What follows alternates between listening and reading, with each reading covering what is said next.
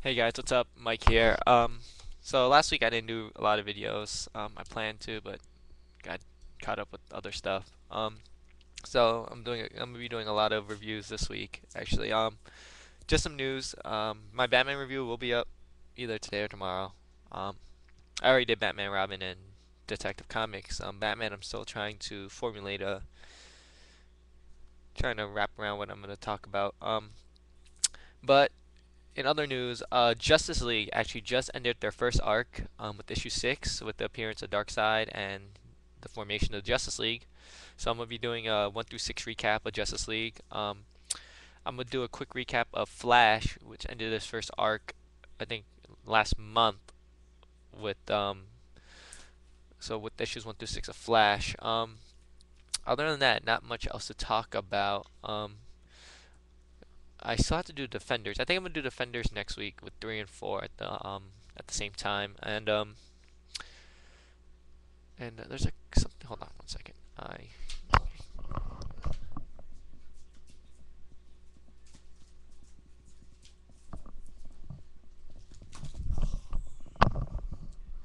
and I don't remember if I did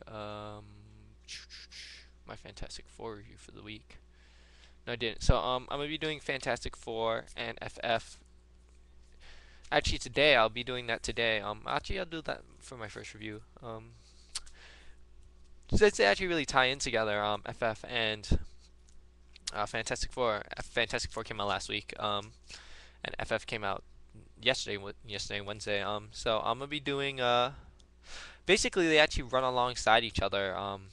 Just from different point of views. FF from the point of view of the kids, and Fantastic Four from the point of the adults. So I'm gonna be doing a review of Fantastic Four first, and then I'll do FF. So Fantastic Four. If you last remember, we ended with the Celestials. They arrived in the normal in Marvel, the regular Marvel universe, and Galactus is making a stand against them. And he sort of has been preparing for this. He ate 3 planets in preparation to fight these dudes off. They show up and he senses and he knows what they're gonna do, and they attack him. And Galactus starts whooping ass. This is like major cosmic whoop ass, like that you don't really see in the Marvel universe unless you're reading like Annihilator Saga. This scale of like just shenanigans. And the artwork really helps a lot. The art by Barry Kitson does a great job of like displaying this like cosmic like battle in space. So you see all the participants of this war, the Kree, the Inhumans, the Fantastic Four, and then you see they're sort of like deciding what to do, and the Kree decide to run back home. Um, the Inhumans, Black Bolt and his people, they decide to chase after the Kree. I guess you don't really know if Black Bolt just does this. It's just like I don't know what this means.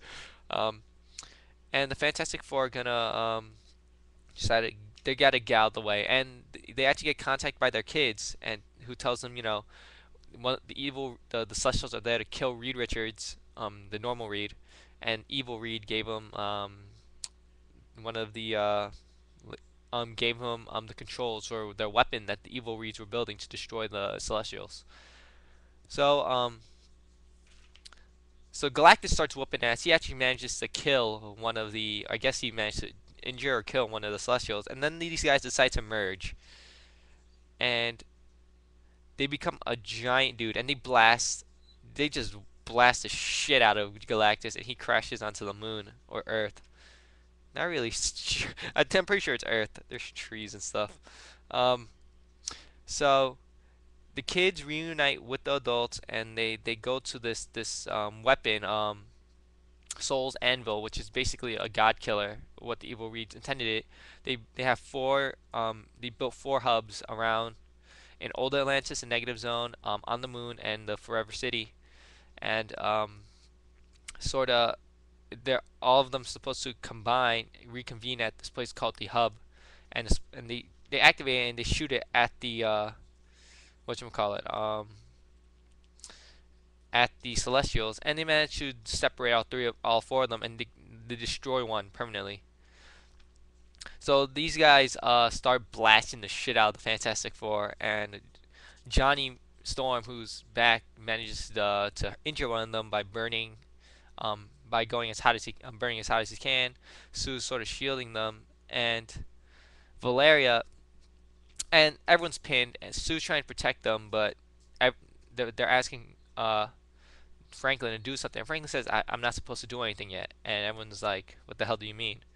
The Celestials break Sue's shield, and they're going after Reed, and Sue sort of shoots them, and tries to protect Reed, and she gets blasted a little bit, and they're gonna die. They're on the verge of death, and then a bright light appears, and Reed doesn't understand. He's like, what is it? And Sue says, it's our kids. And you see future Valeria and future Franklin Richards descend from the sky in their adult glory.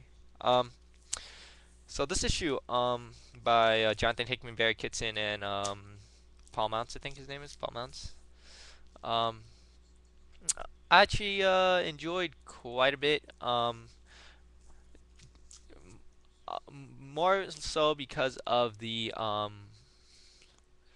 just the scale. It was the art that actually helped push it along. I'm not too fond of this whole time travel paradoxy, like, oh, Deus Ex Machina nonsense that comics are comics often employ. Um, but the art really helps. The art by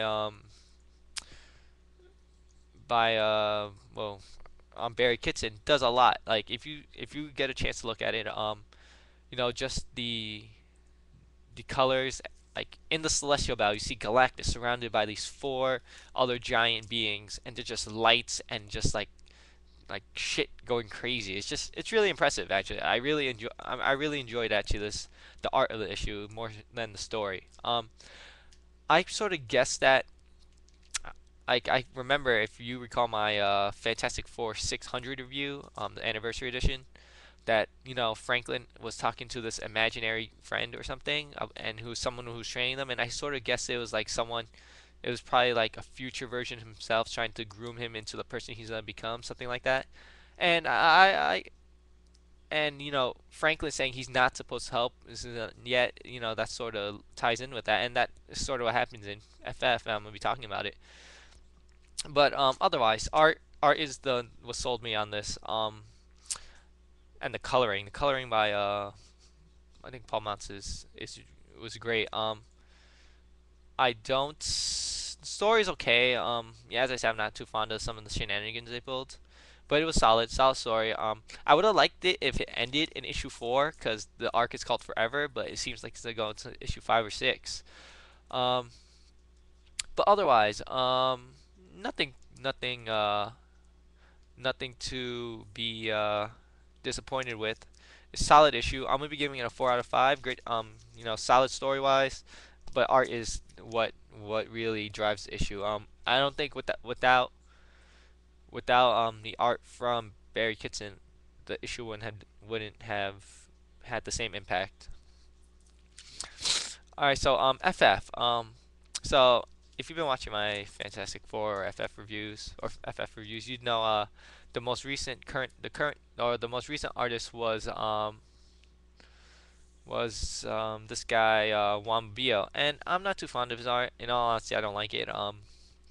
He I liked his art on Astonishing X-Men for some reason, but in FF it really didn't work with me, and it wasn't really my thing. Um, so this issue actually I was looking forward to with FF, just because not because the artist changed sorta, but because the power pack, Alex Power is in the middle. You can see Julie, Jack, and I forgot the little one's name. Julie, Jack. I forgot her name. I'm gonna remember it. But the power pack, Alex, Julie, Jack, and something else. Regardless, so this issue is co-written by Jonathan Hickman and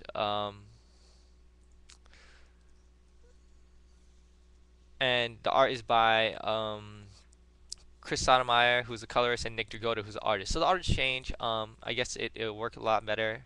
Maybe Marvel listened and saw that people did not like Wambabio's art because this shit was just hideous. Jack and Katie Power started with K. So this issue actually starts off um, right after the kids get out the negative zone after trying to hold off the Celestials. The Celestials break through, and these kids are surrounded, and the the Celestials leave. So the kids decide, they contact a ride to get out of there, and Christoph Doom, Doctor Doom's I guess heir, sort of wants to go back, but the device is destroyed, and he has to lead his people. So the kids look up to the sky, and you see the power pack, Julie, Katie, and Matt, Jack, and they all go disappear, and they all go to the Fantastic Four. And Kristoff leaves, but Valeria sort of says, I'm sorry about Doom for what it's worth. And they're flying, and then you see the conversation they had with Reed, but on Valeria's side, and they're all grounded. And then you see some interesting interactions. You see Bentley, who is a clone of I believe he's a clone, one of the clones of this man, the wizard. Yeah, he's Bentley 23. I think he's the 23rd clone of the wizard, or the 22nd clone, something like that. So you see him trying to talk to Katie, and she punches him in the face. And then you see Franklin. He's sitting down, and like he's sort of talking to himself, and see sort of someone's talking to him, and he asks this person to be quiet. And this person is going into like this type of situation is where you know this look at the people around you, look at the situation we're in, and Franklin asks him to be quiet. And then you see this white just image, and it's reminiscent of what Jonathan Hickman did in Fantastic Four 600, where Franklin and Leech went into this imaginary world that Franklin created because his powers are ridiculous, and this person was talking to him,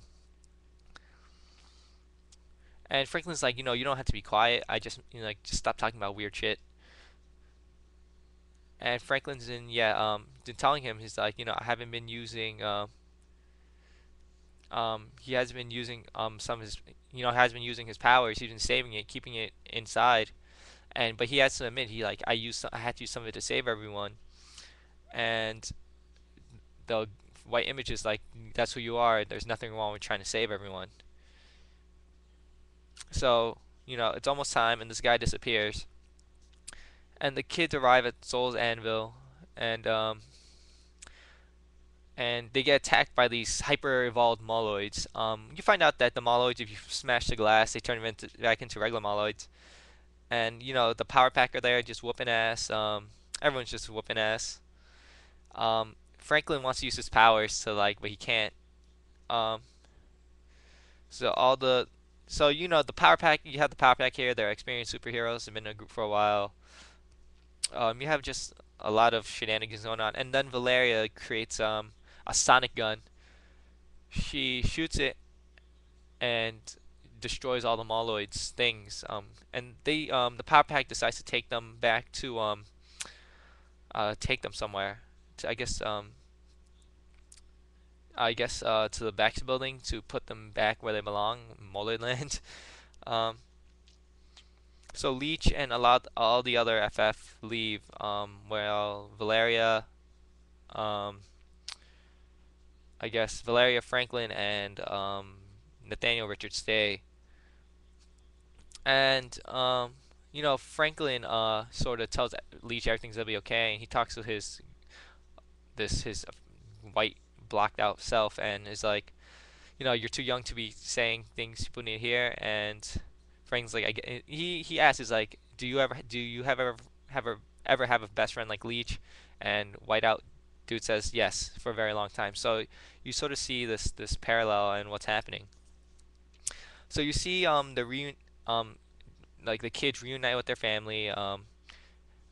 Franklin with Johnny, who he sort of blames for not saving because he couldn't use his powers. So they use Soul's Anvil to blast them, um, and they all get take a hit, and you fast forward past the fight, and you see Franklin wake up.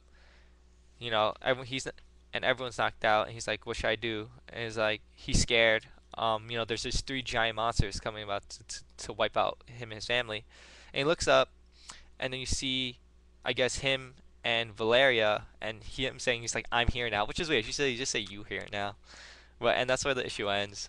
With future Franklin ascending from the sky. So as I said in my Fantastic Four review, I'm not too fond of this weird future self coming and changing time or saving everyone. Um, but it is satisfying to know that my hypothesis was correct about Franklin, how he was talking to, like how his future self was trying to mold him into the person he becomes, or because or try to prevent like a future that shouldn't happen with by going in time, with messing with time, and talking to his younger self and saying, like, I know you want to use your powers, but you can't. You have to save it for this moment in time. Um, art, art, art was a lot better. Nick Dragotta did a great job. Everyone was easily identifiable, especially between Alex Powers and Franklin. Juan Babio had this weird tendency of not being able to draw them. He drew them very similar, and it was weird.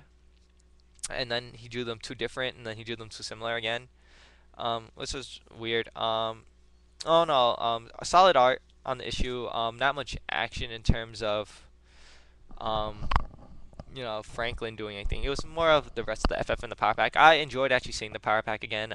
They always had interesting powers. Alex could, I believe, control gravity. Jack could control his density. Julie can fly and release like this energy wave after her, and Katie, I think, could shoot energy beams or something like that. Um, solid issue. Art is solid. Story not too bad. As I said, it runs parallel along Fantastic Four. You don't actually have to read both of them. You only have to read one, in all honesty, to get the story, because they sort of converge. At this point, they've converged. So from now on, you don't have to, I guess, read both of them unless you want to see both point of views, from the kid's point of view and the adult's point of view. Um, I wonder if they're going to start phasing out FF because of the dual books, because it's going to get a little confusing if they had two different storylines. And this dual storyline thing, while interesting, can will get old and tedious at some point. Like, I will like get irritated by two books and just reading the same storyline from different point of views. Um, but all in all, solid issue, great issue on this. I'm gonna be giving FF 4 out of 5. Just because the art is so much better. The art is so much better. So I have a lot of stuff I'm reviewing. Next, yes, Wolverine and the X-Men. I don't know if I did 5. Maybe I'm gonna do 6. I have Secret Avengers. I have Spider-Man around here somewhere. Um, so thanks for watching, guys. Let me know what you think. It's almost Friday, so have a good weekend. Power through, and leave a message, comment. The drill. Thanks for watching. Have fun and do what you do.